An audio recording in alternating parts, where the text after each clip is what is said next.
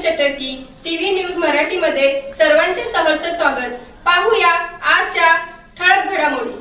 शर्मिंदा हैं अपने मुल्क से, हम शर्मिंदा हैं जिस मुल्क को हमने कत्लों में हिस्सों में बंटते देखा है। आज जिस अंदाज में हम हिंदुस्तान को देख रहे हैं, ये मेरे बचपन का हिंदुस्तान नहीं है, मेरे ख्वाबों का हिंदुस्तान नहीं है। ये वो ख्वाब हिंदुस्तान है जिसका तसव्वुर न बाबा साहब ने किया था, न गांधी ने किया था, न नेहरू ने किया था। हमने अपने खून को इसलिए बांटा था, हम मुस्लिम मुल्क में नहीं गए थे, हमने अपने ख़ानदान को इसलिए नहीं बांटा था, इसलिए बांटा था कि जो संविधान बाबा साहब ने दिया था, हमने अपने खून को बांट दिया और ये कहा कि हम इस संविधान में रहेंगे। तो मेरा रिश्ता बाबा साहब अम्बेडकर से जितना है, आपसे ज़्यादा है, कम नहीं है। आप खड़े हों, हम आपके साथ हैं। आप यकीन करें, इस सीने में बड़े दर्द हैं और बड़े दर्द के साथ कहता हूँ, मैंने ज़िंदगी में कभी फैसला नहीं किया कि मैं मुस्लिम राज में रहूँगा, लेकिन कभी आरज़ू भी नहीं थी और कभी सोचा भी नहीं था कि हिंदू राष्ट्र में मरूँगा। ये मेरे लिए सबसे बड़ा बदनसीब मुल्क होगा। आपका वजूद बाबा साहब की वजह से है, हमारा वजूद बाबा साहब की वजह से है। अगर उनके ख़िलाफ़ अगर कोई आवाज़ उठती है तो ये इस उम्र में भी आपसे पहले जेल जाने को तैयार है, इस उम्र में भी कुर्बानी देने को तैयार है। कोई तो आगे आए।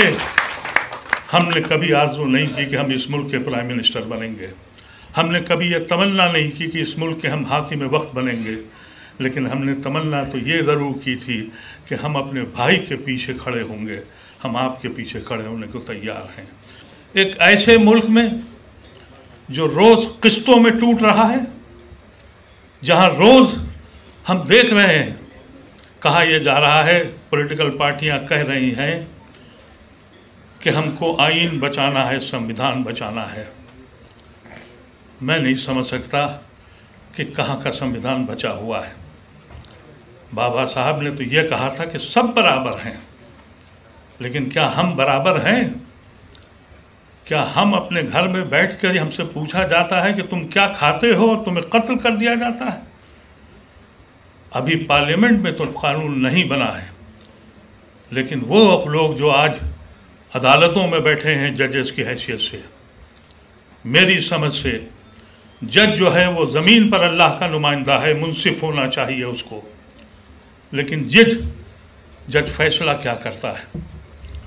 रोज़ हमसे पूछा जाता है कि भाई अगर आप मुसलमान हैं, आप सोचिए इस मुल्क में हम सड़क पे नमाज नहीं पढ़ सकते क्योंकि कानून कह रहा है कि आप सड़क पे ना पढ़ें, लेकिन कानून इसकी इजाज़त कब देता है कि नवरात्रि में मस्जिद के सामने तलवारें चलाई जाएं? ये क्या कानून इसकी इजाज़त देता है? लेकिन पार्लियामेंट में ये कहा जाता है। मैं जब पार्लियामेंट में था, मेरे अजीज़, मैं आपको वाक़या बताता हूँ, मैं खुश हूँ, शुक्रगुज़ार हूँ कि आज के पार्लियामेंट में मैं हूँ नहीं। हम बोलते थे, स्पीकर सुनता था, अब स्पीकर बोलता है। आप बोलेंगे तो आपको बाहर भेज दिया जाएगा और फिर भी कहा जाएगा कि हम बहुत बड़ी डेमोक्रेसी हैं, हम बहुत बड़े कॉन्स्टिट्यूशनल राइट्स हमारे पास हैं। हकीकत यह है कि पार्लियामेंट अब वो इदारा है, वो जगह है जहां स्पीकर और चेयरमैन बोलता है और मेंबर ऑफ पार्लियामेंट अपनी फरियाद लेके जाता है तो उसकी इजाज़त नहीं होती, और फिर भी हमसे कहते हैं कि गर्व से कहो। कैसे गर्व से कहते हैं? शर्मिंदा हैं अपने मुल्क से, हम शर्मिंदा हैं जिस मुल्क को हमने कत्लों में हिस्सों में बंटते देखा है। आज जिस अंदाज में हम हिंदुस्तान को देख रहे हैं, ये मेरे बचपन का हिंदुस्तान नहीं है, मेरे ख्वाबों का हिंदुस्तान नहीं है। ये वो ख्वाब हिंदुस्तान है जिसका तसव्वुर न बाबा साहब ने किया था, न गांधी ने किया था, न नेहरू ने किया था। हमारे भाई चंद्रशेखर ने कहा कि बाबा साहब ने हमको सब कुछ दिया, यकीनी तौर पर दिया, लेकिन आप क्या समझते हैं कि हम इस मुल्क से क्यों जुड़े हैं? एहसान है बाबा साहब अम्बेडकर का, ऐसा कानून बनाया जिससे हमारे हुकूक आए और हम हिंदुस्तान में राज मौजूद हैं। हमने अपने खून को इसलिए बांटा था, हम मुस्लिम मुल्क में नहीं गए थे, हमने अपने ख़ानदान को इसलिए नहीं बांटा था, इसलिए बांटा था कि जो संविधान बाबा साहब ने दिया था, हमने अपने खून को बांट दिया और ये कहा कि हम इस संविधान में रहेंगे। तो मेरा रिश्ता बाबा साहब अम्बेडकर से जितना है, आपसे ज़्यादा है, कम नहीं है। आप खड़े हों, हम आपके साथ हैं। आप यकीन करें, इस सीने में बड़े दर्द हैं। हम न जाने कितने अपने दलित भाइयों के साथ गए, पासवान नहीं रहे, मायावती हैं और न जाने किन किन के नाम मैं लूँ आपसे। सड़कों पे निकले इनके साथ जहलों में गए, लेकिन वक्त का तकाजा देख के हमको किस्मत के हवाले करके अपने यहाँ चले गए। एक आप उम्मीद की किरण है। पार्टी ज़रूरी नहीं है, मुल्क बड़ा है और मुल्क के लिए हर वक्त ये कौम देख रही है कि कोई तो आगे आए, कोई तो बढ़े। सियासी जमातों ने हमें बहुत मायूस किया है, क्योंकि सियासी जमातों के लिए मैं सिर्फ यही कह सकता हूँ, ये वो लोग हैं जिन्होंने अज़्र से फरेब दिए हैं, कभी नकाबे डालकर, कभी लबादा उड़कर। हम हमेशा लुटते ही रहे, हमेशा भागते ही रहे। एक नौजवान चिंगारी को जब हमने देखा, एक उम्मीद की किरण आ गई। और बड़े दर्द के साथ कहता हूँ, मैंने ज़िंदगी में कभी फैसला नहीं किया कि मैं मुस्लिम राज में रहूँगा, लेकिन कभी आरज़ू भी नहीं थी और कभी सोचा भी नहीं था कि हिंदू राष्ट्र में मरूँगा। ये मेरे लिए सबसे बड़ा बदनसीब मुल्क होगा।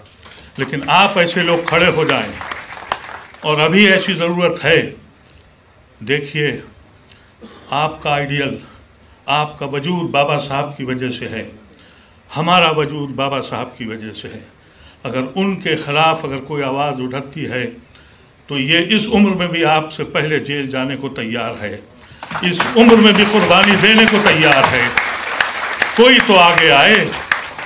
हमने कभी आरज़ू नहीं की कि हम इस मुल्क के प्राइम मिनिस्टर बनेंगे, हमने कभी ये तमन्ना नहीं की कि इस मुल्क के हम हाकिम वक्त बनेंगे, लेकिन हमने तमन्ना तो ये ज़रूर की थी कि हम अपने भाई के पीछे खड़े होंगे। हम आपके पीछे खड़े होने को तैयार हैं। आज हिंदुस्तान नहीं, दुनिया में जिस तरफ जाइए आदमियों का हुजूम है, लेकिन इंसान नहीं दिखाई पड़ता। आदमी से इंसान जब बनता है, उसका रास्ता तालीम की तरफ से जाता है, और वो रास्ता आपने चुना है। मेरा ताल्लुक़ अलीगढ़ मुस्लिम यूनिवर्सिटी सर सैयद की दरगाह से है।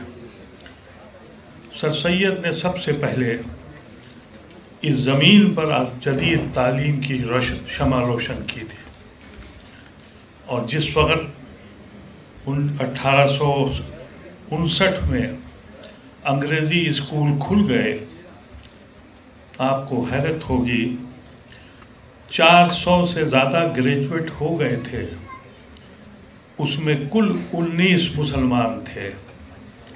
और वो जो हिंदू जी ग्रेजुएट हुए थे, वो या तो ब्राह्मण थे या अपर कास्ट के हिंदू थे, जो अंग्रेज़ों के साथ बहुत तेज़ी से मिल गए और उनकी इल्म को हासिल किया। उस वक़्त सर सैयद ने ये फ़ैसला किया कि हमको इल्म हासिल करना है, वो इल्म जिसको हासिल करके 7 समंदर पार लोग आए और हमारी ज़मीन पे कब्ज़ा कर लिया। और जब सर सैयद मरे 1898 में, उस वक़्त मुसलमानों के स्कूल खुलने शुरू हो गए। लोगों की ये बात समझ में आ गई कि तालीम ही ज़िंदगी का मकसद है और तरक्की की रास्ता वही है। इसलिए कॉलेजेस खुले, जामे मिलिया खुला, फैज़ान कॉलेज खुला, शिबली कॉलेज खुला। 30 के आते आते 1930 के आते आते कुछ दीवानों ने यह फ़ैसला किया कि हम ज़मीन बांटेंगे। एक ज़मीन बटी, दिल बटे, और हम दूसरे दर्जे के शहरी हो गए 1947 15 अगस्त को। वो स्कूल जो इस्लामिया स्कूल हुआ करते थे हर ज़िले में, यूपी और बिहार में ख़ास तौर से हर ज़िले में इस्लामिया स्कूल खुले गए थे। लेकिन जब मुल्क आज़ाद हुआ, 15 अगस्त को मुल्क आज़ाद हुआ, 16 अगस्त को हम मुजरिम करार पाए।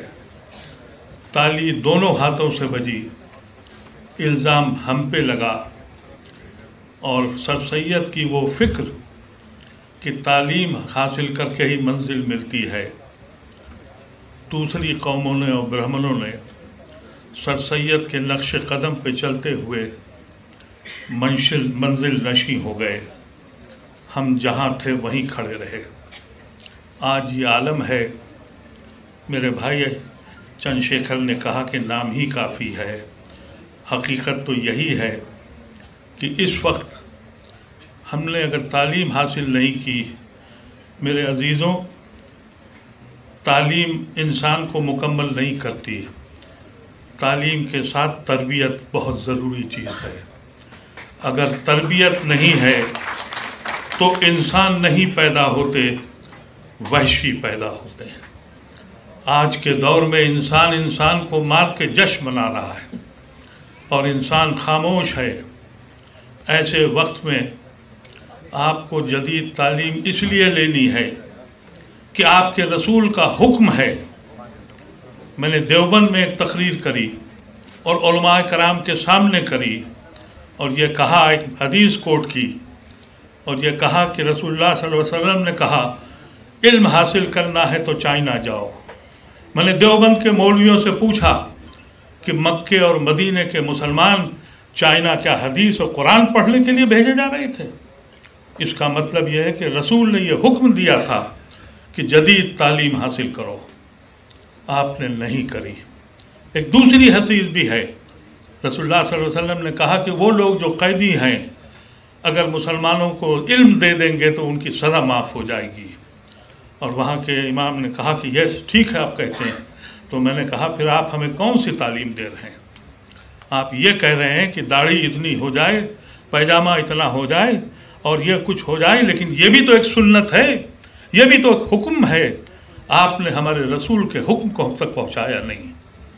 उसकी सिर्फ वजह यह थी कि 1857 में सबसे ज़्यादा कुर्बानी उलमाए कराम ने दी, सबसे ज़्यादा मौतें उनकी हुई, शहादतें उनकी हुई। उलमाए कराम अंग्रेज़ों से लड़ते लड़ते अंग्रेज़ी से लड़ बैठे और हम कहाँ थे, कहाँ से कहाँ चले गए। आज इस दौर में तालीम ज़रूर दें, लेकिन तरबियत के साथ दें। ये जो इस वक्त फैक्ट्रियाँ खुली हुई हैं, ये क्या दे रही हैं आपको? क्या समाज बन रहा है हमारा? ऐसे समाज में, और इस तंजीम को मैं मुबारकबाद देता हूँ। मेरी सेहत अभी इस काबिल नहीं है क्योंकि मैं अभी चंद दिन पहले ही अमेरिका से आया हूँ, तो कुछ सेहत साथ नहीं दे रही। लेकिन जब मैंने इस मीम तंजीम के बारे में सुना, मैंने अपने छोटे भाइयों से कहा कि कैसे भी हो आऊँगा ज़रूर, चाहे थोड़ी देर के लिए आऊँ। मशकूर हूँ, ममनून हूँ, आपको मुबारकबाद देता हूँ और जो बातें यहाँ कही गई उस पर अमल करिए। बहुत बहुत शुक्रिया।